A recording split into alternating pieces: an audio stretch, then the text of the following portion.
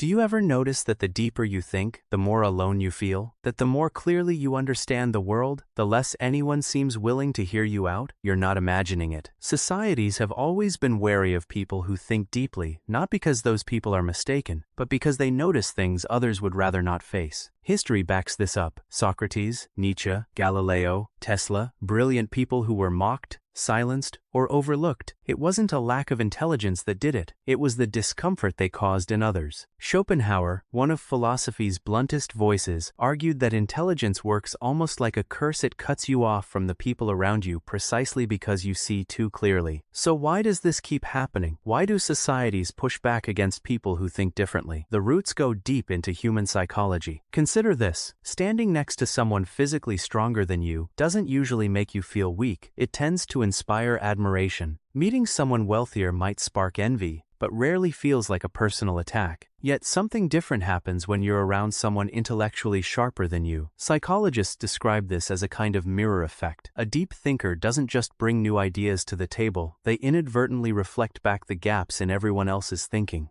And people don't easily forgive that. Just being around a deep thinker can make others feel inadequate, even if that person hasn't said a word to provoke it. Why does intelligence, more than any other trait, unsettle people this way? It helps to look at how our minds process different kinds of superiority. Physical strength can make us see someone as a protector or leader. Wealth can inspire admiration or ambition. These traits are external, we notice them, but they don't usually threaten how we see ourselves. Intelligence is different. It's bound up with identity in a way strength and money aren't. We build our sense of self out of our beliefs and our understanding of the world. So, encountering someone who thinks more deeply, who questions things we've simply accepted, can feel like a challenge to who we are. Rather than admire that kind of intelligence, many people instinctively push back against it, not because the thinker is being arrogant, but because their mere presence exposes our own blind spots. This is part of why deep thinkers have so often ended up on society's margins throughout history. Their insights don't just challenge ideas,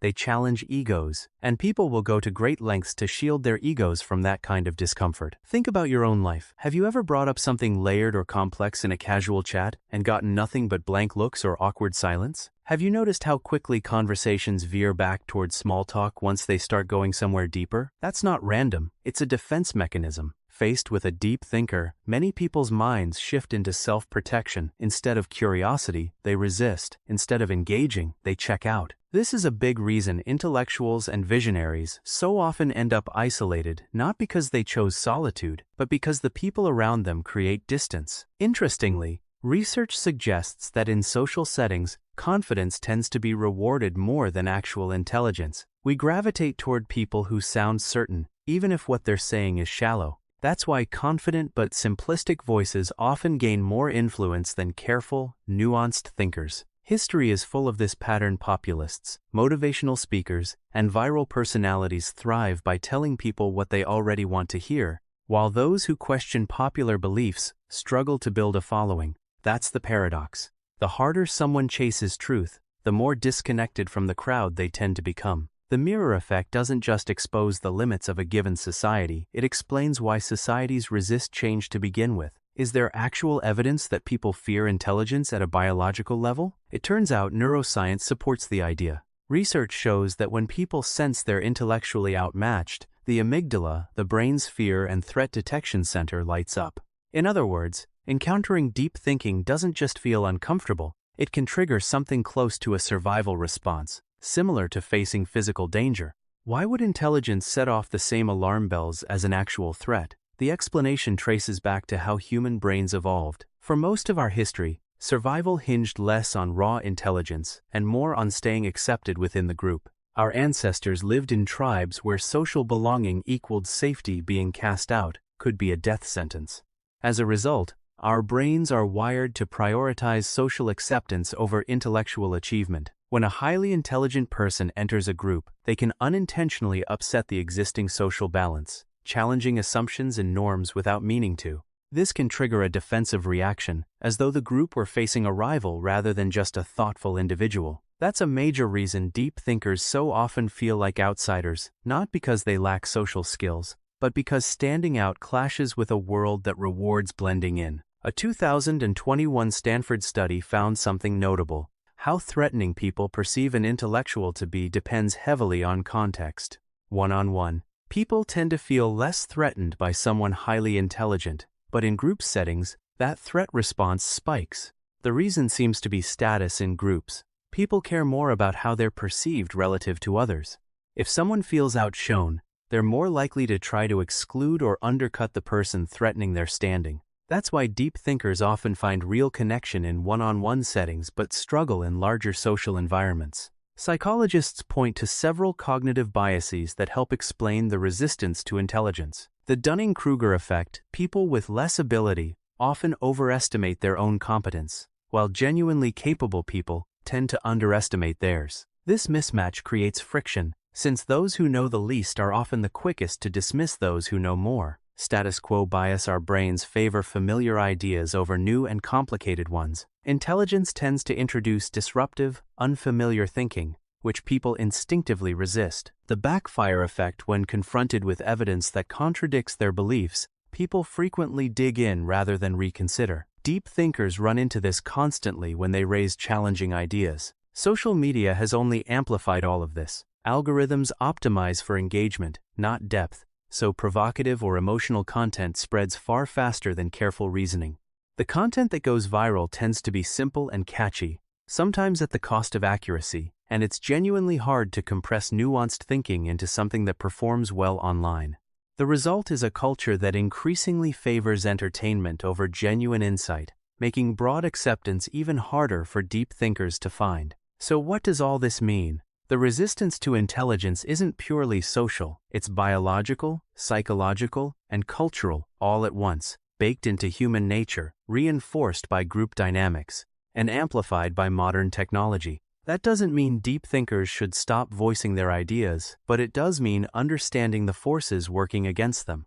If society resists intelligence, what does it embrace instead? Largely, comfort: a preference for predictability over truth. Schopenhauer, ever the blunt philosopher, saw intelligence not as a gift but as a burden. The sharper a person's mind, the harder it becomes for them to fit in. His framework centered on what he called the will, a blind, irrational drive underlying human behavior. Most people, he argued, are governed by a will to survive and find comfort. Highly intelligent people, by contrast, tend to be driven by something closer to a will to truth, a relentless pull toward understanding reality, even when that understanding is painful. Where most people chase pleasure and avoid hard truths, deep thinkers often chase truth even at the cost of comfort and connection. That creates a real divide between intellectuals and everyone else. Many people find meaning in relationships, entertainment, and routine, but deep thinkers can feel disconnected from all of that, seeing it as a distraction from bigger existential questions. Schopenhauer thought that the better someone understands human nature, the harder it becomes to relate to people day to day because they see through the small talk, the status games, the polite fictions that make up so much of social life. Deep thinkers crave substance, but most conversation stays on the surface, which can leave them feeling bored or out of step. He also believed they tend to see through the illusions behind common ambitions, money, power, relationships, which can make them seem distant or indifferent to what excites everyone else. All of this feeds a sense of being misunderstood or resented, simply because their presence makes others confront things about themselves they'd rather avoid. He put it directly: a high degree of intellect tends to make a person unsociable. His logic was straightforward: the more you understand, the less you can look away from, and the harder it becomes to feel at ease in the world. For Schopenhauer, happiness and intelligence pulled in opposite directions. He believed ignorance, not wisdom, was the real shortcut to contentment. That's part of why so many prominent thinkers, Nietzsche, Pascal, Kafka among them, wrestled with depression and isolation. But he didn't just diagnose the problem, he offered ways to cope. Embrace solitude. He saw alone time not as a punishment but as an opportunity, best spent on intellectual or creative pursuits rather than chasing approval from others. Find your people. Rather than force yourself into the mainstream, seek out others who think similarly through books, philosophy, or small intellectual communities. Engage thoughtfully. He cautioned against handing out deep insights to people who aren't ready to receive them, suggesting instead that thinkers study the social landscape and choose their moments carefully. Ultimately, Schopenhauer viewed intelligence as a double-edged sword. It sharpens your view of reality while distancing you from those who'd rather not see so clearly. His conclusion: Society isn't afraid of intelligence itself, but of what it exposes. Deep thinkers aren't rejected for being wrong, they're often rejected for being right ahead of schedule. If you've ever felt alone in your own thoughts, that doesn't mean something is wrong with you. It may just mean you're seeing things clearly. Are deep thinkers stuck with isolation then? Not necessarily, but navigating the world does take some strategy. Society isn't structured to celebrate deep thinkers. It's structured to preserve stability. Most people default to comfort over truth, which is why shallow chatter and repetitive content dominates so much of public life. Why does comfort win out over depth? Part of the answer lies in how our brains are wired, and part of it comes from the institutions that shape our thinking from a young age. The brain craves certainty and predictability. Psychologists call this preference for the familiar cognitive ease. Complicated or unfamiliar ideas register as effortful, even risky, to process. Related concepts reinforce this pattern. System justification theory explains why people defend existing structures even when those structures don't serve them. Questioning the status quo feels riskier than accepting it. Groupthink explains why people would rather align with popular opinion than risk being ostracized for disagreeing, even when the popular view is wrong.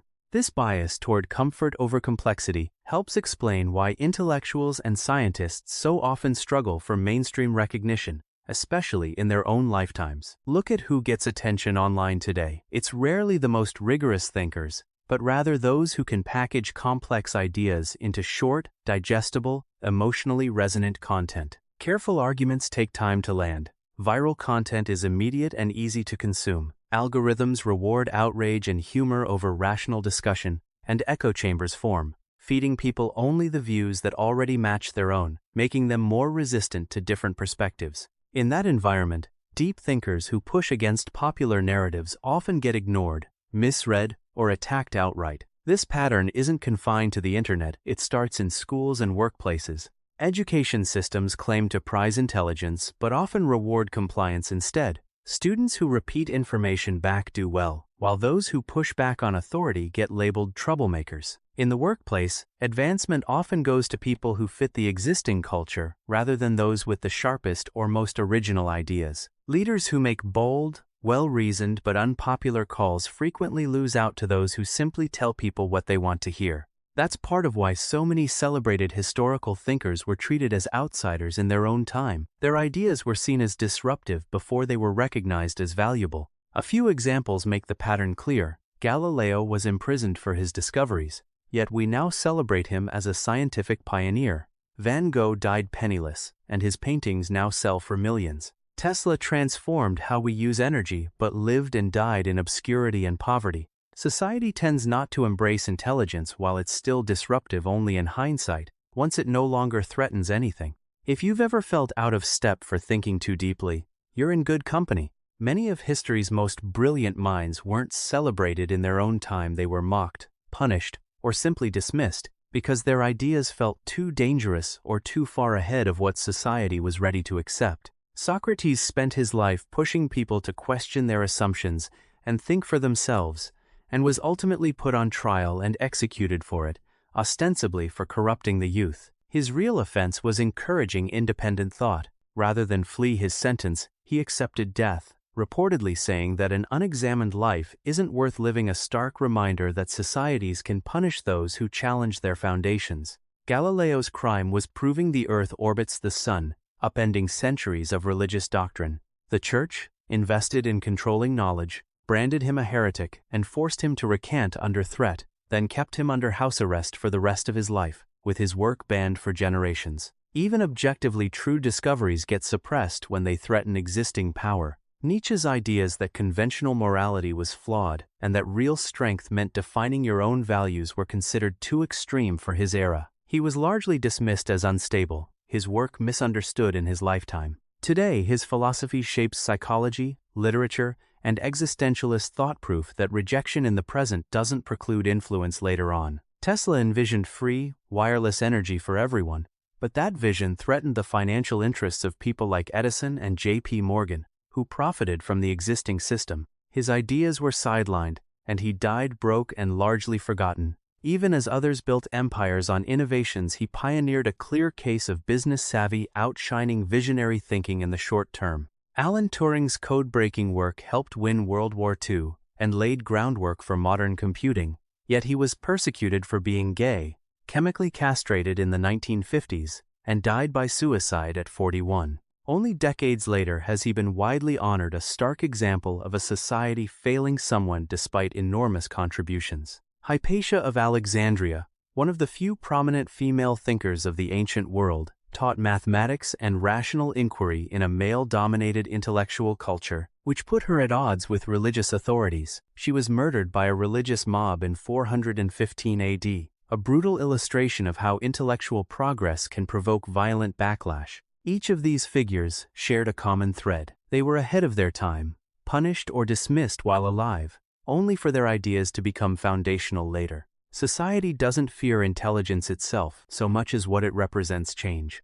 So what can you actually do if you recognize yourself in any of this? Isolation isn't inevitable, it just requires some intentionality. Not every setting or every person is ready for a deep conversation, so save your most meaningful thoughts for people who'll actually value them. You don't need mass approval, just the right audience. Seek out kindred thinkers, whether through books, communities, or intellectual circles. Learn to make complex ideas accessible, as Einstein reportedly put it. If you can't explain something simply, you probably don't understand it well enough yourself. And as Schopenhauer observed, talent hits a target others can't reach, but genius hits a target others can't even see. Thinking deeply will always make some people uncomfortable, but that's not a reason to stop. Society may not always know how to embrace its deep thinkers, but it still needs them. If you've ever felt like an outsider because of how you think, know that you're not the only one, and that it's often the deep thinkers who end up moving everyone else forward.